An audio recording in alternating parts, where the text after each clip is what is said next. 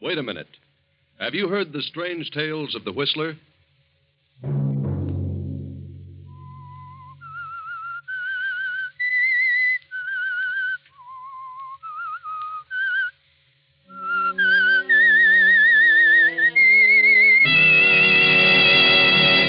I'm the Whistler.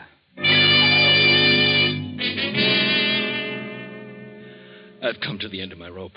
I've tried my best for 20 years to please Agatha. I gave up my painting and tried business after business and failed in every venture. Now, I can't go on any longer. I'm through. Another Sunday night, and again CBS presents The Whistler.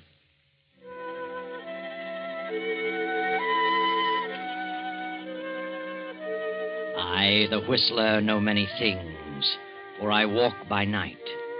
I know many strange tales, many secrets hidden in the hearts of men and women who have stepped into the shadows. And so I tell you tonight the amazing story of the Alibi. Poor Henry Farrington paces the library floor. Through his mind run the events of the past 20 years, from the day when he married the wealthy young widow Agatha Durant. Henry hadn't $1 of his own then, nothing but charm. He still hasn't $1 of his own, and now very little charm. Henry was a struggling artist, but Agatha was a businesswoman and was determined to make Henry a businessman. And Henry had tried hard. Agatha backed him in venture after venture, bossing him, completely dominating his every moment. But Henry experienced nothing but failure, and gradually Agatha's love turned to disgust. And now, 20 years later, his artistic talent long since vanished, he realizes what a wreck Agatha has made of him. What are you doing in here, Henry? Morning, Agatha. I said, what are you doing? Why, I'm just thinking. That's what I thought. What are you doing with the lights on in the daytime? Why, it's cloudy this morning. Bit dull in here. You don't need lights to think. Turn them out. Yes, Agatha. Are you going to do nothing but mope around again today? What do you want me to do? Do you know what day this is? Why, no. What day is it? Perhaps I've forgotten. You'd forget your head if it weren't tied on. It's the 1st of the month. You go into town and collect the rent on the store buildings. Very well, Agatha. Shall I deposit it in the bank? No. Bring it back here. And hang on to it. You lost it last time. Or so you said. I did lose it. You need a nursemaid to follow your every move. You've done a pretty good job of it. Did you order the garden hose yesterday? No, I forgot it. I had a lot on my mind. Yeah. What's bothering you now? Well, I've got a chance to get in on a pretty good deal. I need some money. What kind of a deal? Well, it's an oil lease deal. Who with? Why, Joe Hammond. A 50-50 proposition. Joe Hammond? You know better than to talk to me about Joe Hammond. He's done pretty well. Yes, for himself. Double-crossed everybody he ever came in contact with. He's a good lawyer. You mean he was? Good thing I caught up with him and had him disbarred. He'd have stolen every dime I have.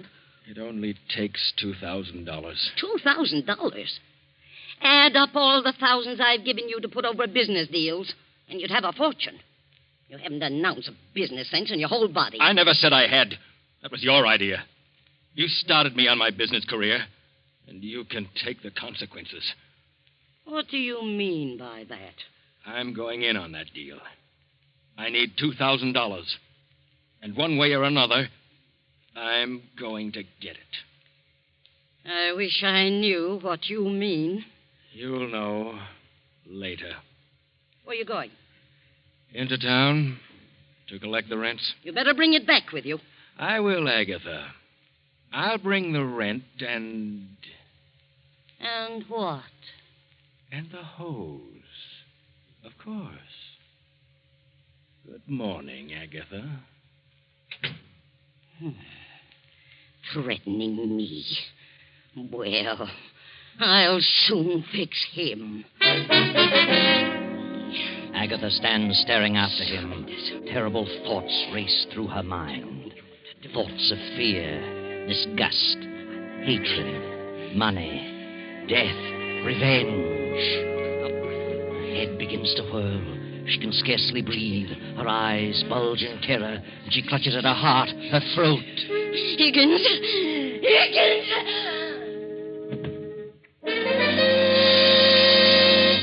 Higgins, the butler, rushes in, realizes at once that Agatha has had another of her heart attacks, carries her to the Davenport, gives her a dose of her stimulant, and calls Dr. Johnson. I heard her call to me, but she was unconscious when I reached her, Dr. Johnson. I gave her some of her heart medicine. And I don't remember her having one of these attacks for several months, Higgins. She's had one a week for the last 4 or 5 weeks, Doctor. Oh, dear. Well, she'll pull out of it in a few minutes. Her heart's in a terrible condition. She's been under some extreme emotional strain. Oh, yes. She's coming round now. Ah, morning, Agatha. Oh, what are you doing here? Well, you haven't been eating enough apples. Who sent for you? What's happened? Why, well, ma'am, you had another attack.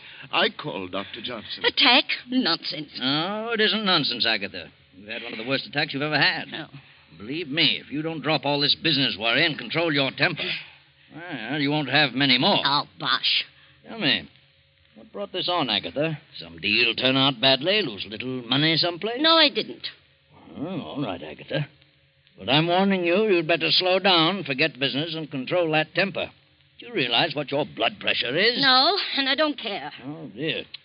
Henry must have pulled a dilly. Who said anything about Henry? No. Take it easy, Agatha. You know you're your own worst enemy. Well, I'll be running along. Good.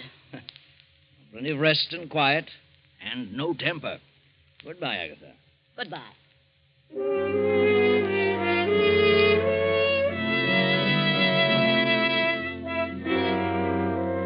Poor Henry walks around town for a half hour and finally gets up sufficient courage to see Joe Hammond, the ex-lawyer.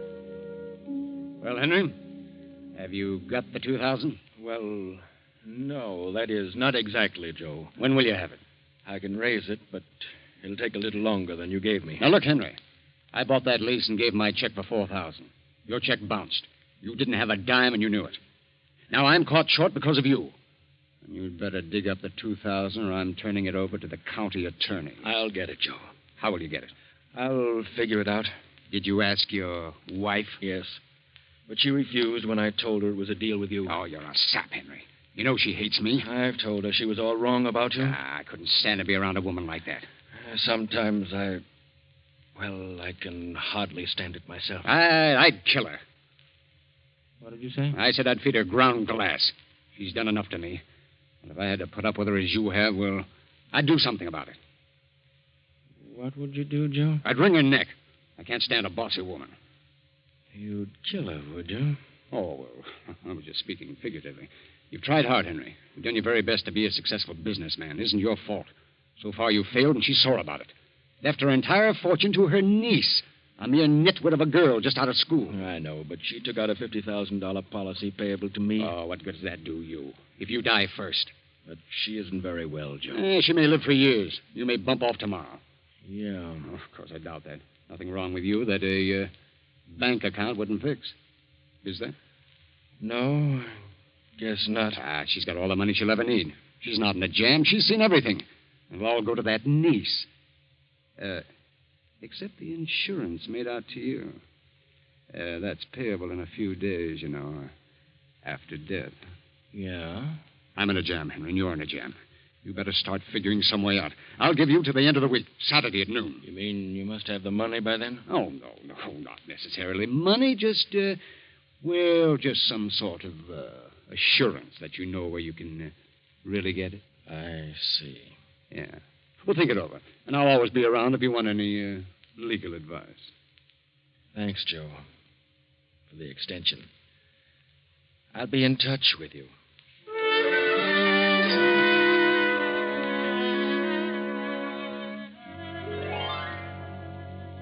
Agatha is in her room now, sleeping. Her niece has come home from college, having graduated, and brings with her a young man. The two young people are waiting for the aunt to wake up. Believe me, Janet, this is certainly a swell place. I had no idea it was like this. I thought you'd like it, Grant. I've never lived in a house with more than 6 rooms. This place must have at least 15. More than that, darling. Mm-hmm. Your Aunt Agatha certainly must have a lot of money to be able to keep a place like this. She has. She has more than she knows what to do with. What'd the butler say happened to her? Oh, she had another attack. It's her heart. She has a terrible temper and pays no attention to the doctor's warnings about getting excited. According to Higgins, the doctor said he doubted if she could stand another like the one today. Must be in pretty bad shape. Do you think she'll like me, Janet? Why shouldn't she? I do. Oh, I warn you, she's a sour face and grouchy. But don't let her upset you. She'll get used to you. I love you very much, Grant. That's all that really matters. I love you, Janet. More than anything in the world. Your aunt will see you now, Miss Janet. Thanks. Come along, Grant. All right. You wait outside the door. I want to talk to her first. I'll try to get her in a good humor. Boy, this is a tense moment. I feel like I'm going before a judge. Hello, Aunt Agatha. How do you feel? I feel all right. How long have you been here? Oh, about half an hour. Sorry to hear you had another attack today. You should take things more calmly. That's easier said than done. How's Uncle Henry? He's in town. Good-for-nothing man. Oh, I wouldn't say that. What do you know about it? Nothing. Oh, I think I know Uncle Henry rather well. All men are the same. I wouldn't trust one around the street. Well, that's a matter of opinion. Aunt Agatha, Well, what's on your mind? What are you trying to say? I have a surprise for you. Surprise? What do you mean? I brought a guest home with me. A guest? Least you could do was warn me. Who is she? It isn't a girl. Who, then? Just a minute. Come in, Grant. Aunt Agatha, this is Grant. Grant? Grant who? Grant Collins. I'm very happy to meet you, Mrs. Farrington. What's he doing here? He's going to stay here for a while. Why? Well, because I asked him to. Well, I didn't ask him. But, Aunt Agatha, you don't understand. I understand, all right. And I don't need any explanations. Is this an example of what you've been doing at college, running around with men? Well, this is different. Grant is more than just a friend. I have enough trouble around here now without taking on any more. You'll have to leave at once. What? You don't know what you're saying. I certainly do. Perhaps I can explain You it. keep out of this.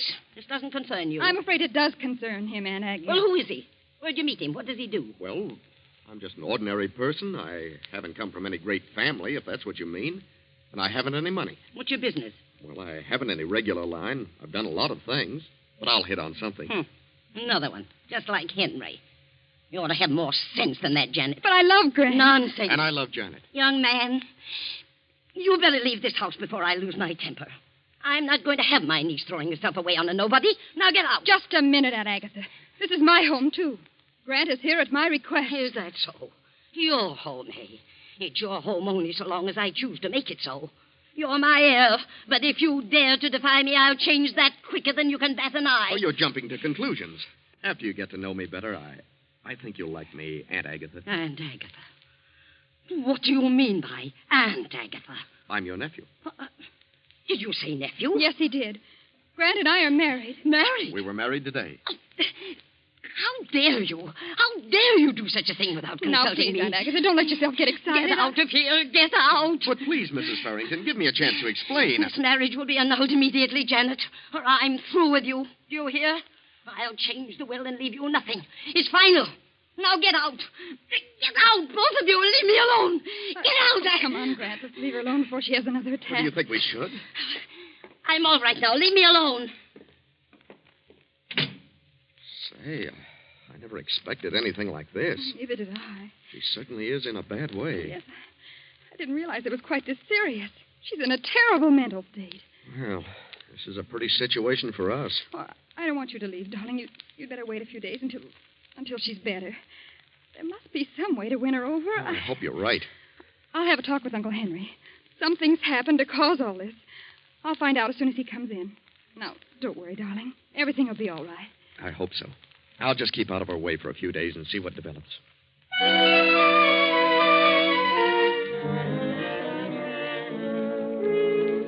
Now, long after dinner, Uncle Henry sits alone in the library, deeply lost in thought.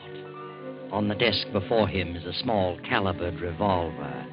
His fingers toy with the weapon. And as the door opens, he slips the gun into his desk drawer.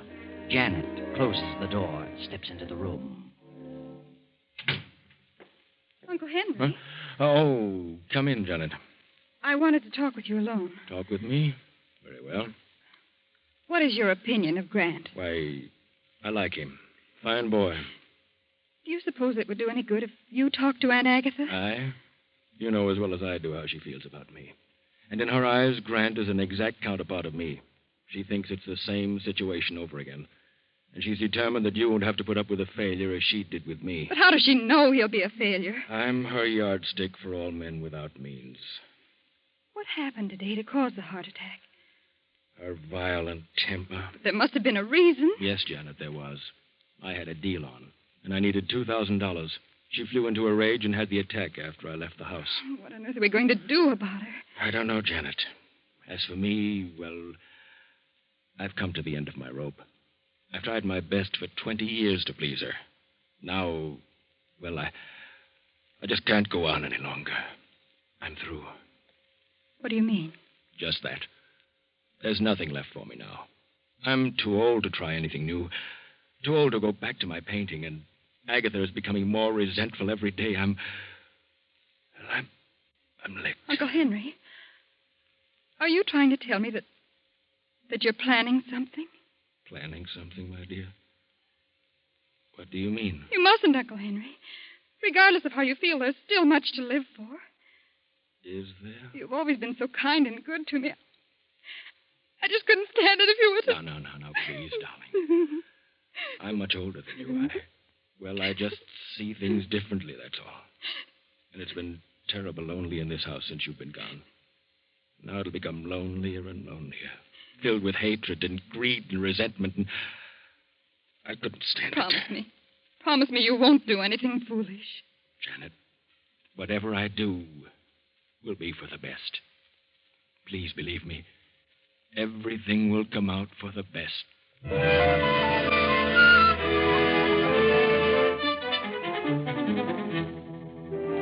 Around 12 o'clock that night, Janet, Grant, and Henry go to their rooms. The big house settles down to sleep. Then, 2 hours after midnight, Agatha stirs uneasily in her bed. An eerie figure in white stands beside her. She opens her eyes. What? Who's there?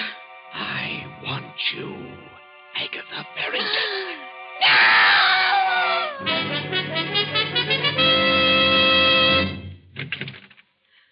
Aunt Agatha! Good heavens.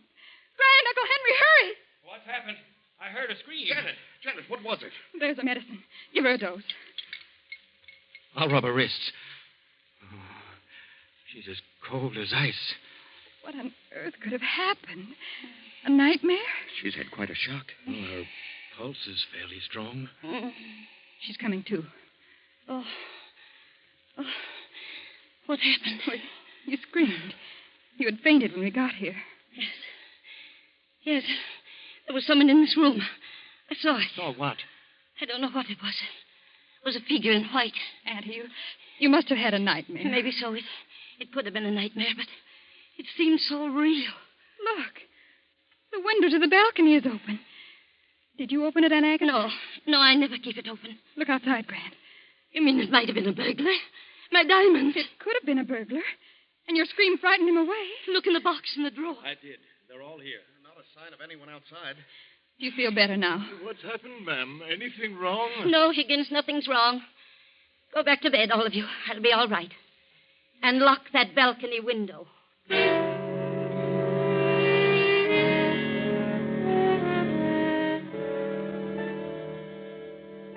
Now it is the next night. Uncle Henry is sitting alone at the desk in the library, lost again in a deep study. Grant and Janet are in the living room. You really think it might have been a prowler last night, Grant? Well, I don't know. The window was open. It could have been. I'm inclined to think it was nothing more than a nightmare. She's been so upset lately. Well, if it was a burglary, he didn't get anything. Well, that's true. And he might try it again. If he does, he's liable to get a good scare. What do you mean? This. Grant, where did you get that revolver? Out of my Oh, trunk. please, Grant, I don't like guns. Let them take what they want. If you start shooting, they're liable to shoot back. Besides, jewels can be replaced. Now, don't worry, darling. I couldn't shoot anyone if I tried. Anyway, there are no bullets in it. Then what good is it? Well, it's a little .32 I use in school for a starting gun. It has nothing but blanks in it. Yeah, see? It won't hurt anyone, but it'll give them a good scare. Well, blanks or no blanks, I don't like guns around. Now, don't worry, darling. Oh, good heavens, it's 7:30. I'd better get dressed or we'll be late for the Morrison's party. Oh, yeah, you better hurry. I'm all ready. I want to see about the car. Oh, Higgins. Yes, sir. Come in, sir. I was just having a little coffee and a bite to eat. Would you care for anything, sir? No, thanks. Did Rollins check my tires and gas? I did, sir. Rollins and the others are all off tonight. I put your car in front. Oh, thanks. Excuse me, sir. The Farrington residence? Yes? Oh, yes, Mr. Hammond. He's dozing in the library. I'll get him. What? Oh, I see. Yes, I'll tell him. Goodbye. Joe Hammond wants Mr. Farrington to come over to his place this evening. I'll tell him. Excuse me, sir. Anything else I can do for you? Oh, no. I'll be running along in a few minutes. By the way, since Mr. Farrington's going out, you'd better look in on Mrs. Farrington once in a while. Oh, I will, sir.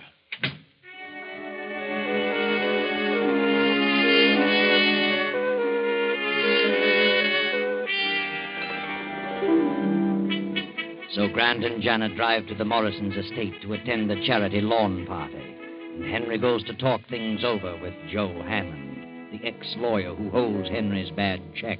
Then, toward midnight, the lawn party breaks up and Grant and Janet return home. Well, that was a wonderful party, Grant. I never saw so many people. Friends I haven't seen for 4 years. I was thrilled to death. Yes, it was quite an affair. I wonder how much they raised. Good many thousands, I imagine. And did that red-headed gal sell war bonds? I'll run up and see how Aunt Agatha is. I'll be right down. Right. I think I'll have a nightcap. Want one? No, thanks. Hello, Grant. Oh, hello. Party over already? Yeah, big affair. Had a great time. I got to talking business with Joe Hammond, and first thing I knew, it was almost midnight. Grant, call Dr. Johnson. What? Janet, what is it? Aunt Agatha. Come quickly, Uncle Henry. Call Dr. Johnson, Grant. You can't get him. Call the emergency hospital. Get a police ambulance.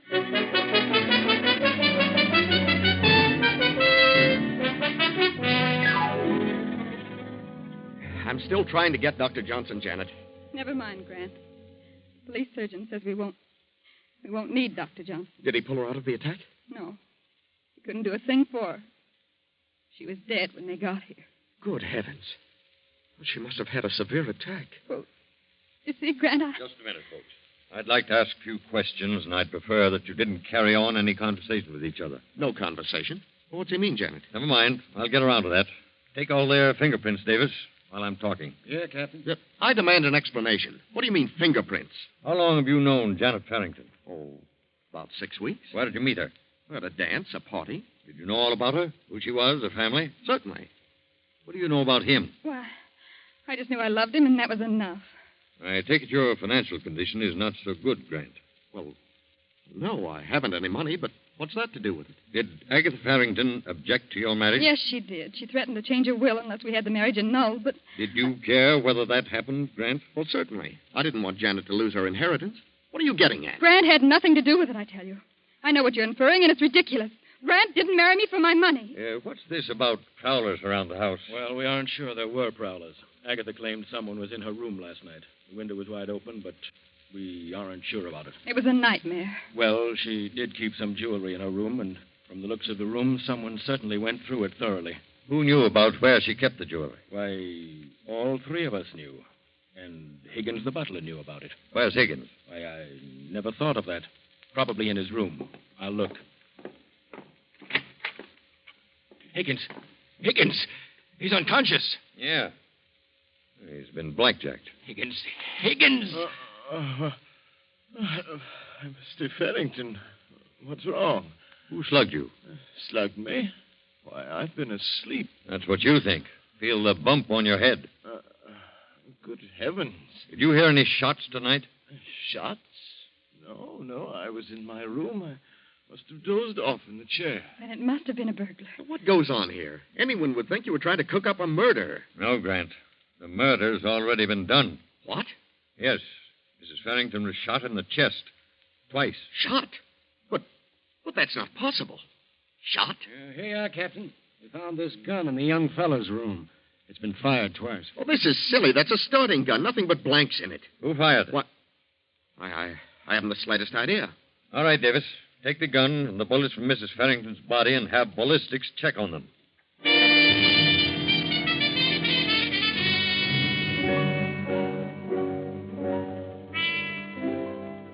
Well, young fellow, according to the ballistics test, the bullets that killed her were fired from your gun. But it isn't possible, I tell you. My gun had nothing but blanks. And there were no fingerprints but yours. I'm afraid you're stuck with this deal. No, please listen. I couldn't have done it. You had a motive, a gun, and an opportunity. And furthermore, you left that party for a half hour tonight. We checked on it. We have a witness who saw you leave. All right, what if I did? My gun has blanks in it. Oh, please believe me. I couldn't bring myself to do such a thing. I couldn't. You killed Mrs. Farrington, and you might as well admit it. I didn't. I didn't shoot her. I swear I never touched her. I can't stand by and see an innocent person suffer for this. The boy didn't do it. I did it. I had a better reason. I planned it. I'd have enough of Agatha, and I was caught in a jam. I did it to get the insurance she left me. I was desperate. I came back and slugged Higgins while he was asleep, shot Agatha, and left the house. I don't believe you. You're trying to cover up for him, but it won't hold water. We've got him dead to rights. But I couldn't have killed her. I only wanted to scare her. What? Go ahead. Nothing. Then you did come back here. Spill it. Well, all right, I did come back. Grant, what are you saying? I had the gun, but there were nothing but blanks in it. I doped Higgins' coffee before I left the house. I came back and went to her room. I fired the blanks. Why? Well, I knew she had a weak heart. I figured the shock would bring on her death. I was the figure in her bedroom. I couldn't see Janet lose her fortune, but I didn't want to give her up. Grant, how could you? I can't believe it. I tell you, I came back and shot her. If he fired blanks, then I must have fired the bullets that actually killed her. Look at his gun. Real bullets in it. What? Why, they are bullets. Where's your gun, Farrington? Here. Open it. Great Scott. Why, they're blanks. That settles it. Come on, young fella. We've had enough talk about this. The evidence is all against you. Yes, Grant. The evidence is all against you. And nothing can save you now. Try as he might, Henry can never convince anyone that he planned to kill Agatha. Although it is true he did come back and fire at her, just as you did, Grant. But it was definitely you and your gun that fired the fatal bullets. Of course, I know what you're wondering. How did the real bullets get in your revolver? You know, don't you, Janet? Tell us what happened. I saw Uncle Henry put a revolver in his desk as I stepped into the library that night. I was afraid he was going to kill himself. When Grant showed me his gun with the blanks, I switched the shells in their guns to keep Uncle from committing suicide. You see, I never dreamed that Grant had a plan afoot to cause my aunt's death by mental murder. There you are. Another tale of greed and revenge and hatred, all unraveled as neatly as you please.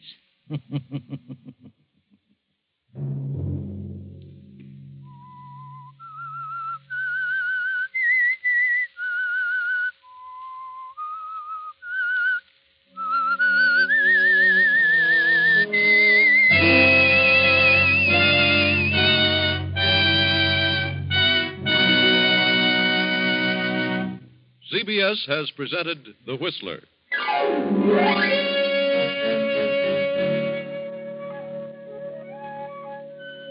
Original music for this production was composed and conducted by Wilbur Hatch. The Whistler is written and directed by J. Donald Wilson and comes to you from Columbia Square in Hollywood. Next Sunday, same time, I, the Whistler, will return to tell you another unusual tale. Good night.